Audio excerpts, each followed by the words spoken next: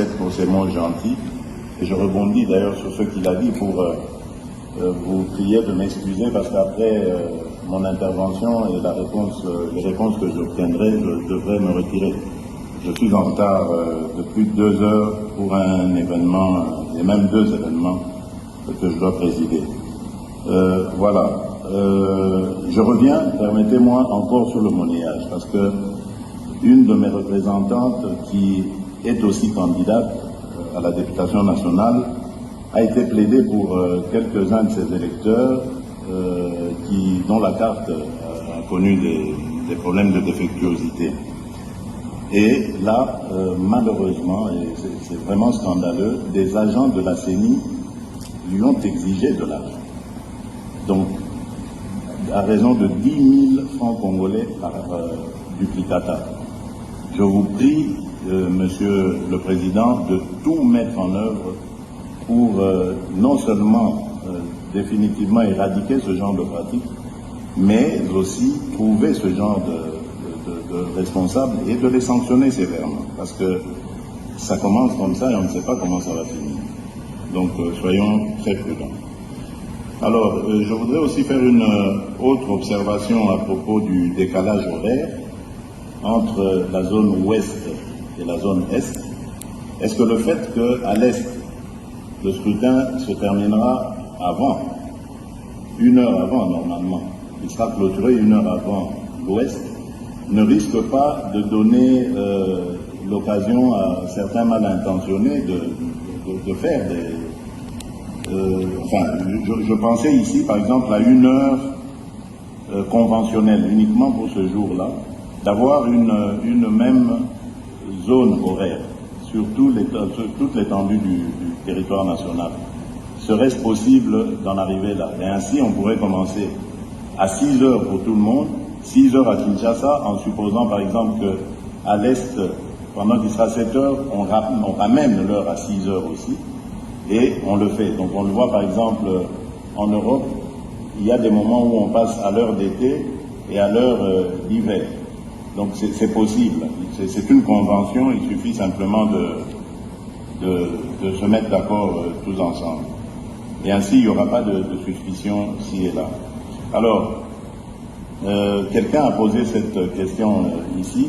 Comment est-ce que vous entrevoyez la gestion de l'ouverture des bureaux de vote? Parce que je me souviens, en 2018, il y a eu énormément de problèmes à certains endroits. Il y a eu des bureaux qui ont ouvert plusieurs heures en retard. Et surtout, lorsqu'il y a des intempéries, comme la pluie, ça entraîne aussi encore ce genre de retard. Est-ce que vous êtes suffisamment paré à de telles éventualités et est-ce que nous pouvons espérer que tous les bureaux de vote ouvriront à la même heure leurs portes? Voilà, donc c'est ce que je tenais à vous dire.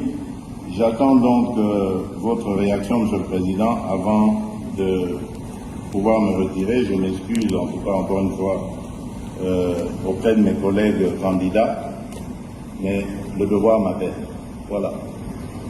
Excusez-moi, Monsieur le Président, puisque le candidat numéro 20 va partir et que je prévoyais de poser une question de régularité et d'égalité qui est en rapport avec le pouvoir qu'il exerce encore, et je voudrais, Monsieur le Président, que dans le cadre de la régularité du principe d'égalité, nous, les candidats présidents de la République, on devait bénéficier des mesures de sécurité que doit nous garantir le président de la République sortant.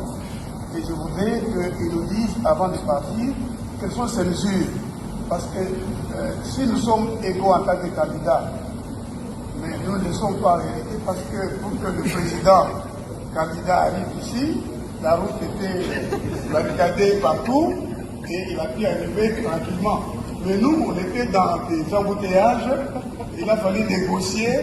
Mais si, dans les cas de mesures qui sont prévues, on peut nous assurer aujourd'hui que nous aurons le nombre de gardes, mais aussi un véhicule pour les policiers qu'on aura, un véhicule gyrophare pour nous ouvrir la route. Pendant le temps que nous sommes candidats, ce serait juste. Ce seraient des petites mesures qui réaliseraient l'égalité. Je pense que le président de la République sortant qui a encore le pouvoir peut nous les garantir à tous pour réaliser cette régularité et cette égalité. Je vous remercie. Heureusement, pas moi qui organise cela. Je vois que c'est le ministère de l'Intérieur. Sous vos ordres. Aussi les comportements de gouverneurs dans des provinces qui interdisent le meeting, le réunion. Si les chefs de l'État, les... S'il vous plaît, suivons l'ordre, je vous en prie. Nous demandons à son Excellence, Monsieur le Président de la CENI, de répondre à la question qui a été posée. Et je voudrais vous proposer, avec tout le respect dû à votre rang,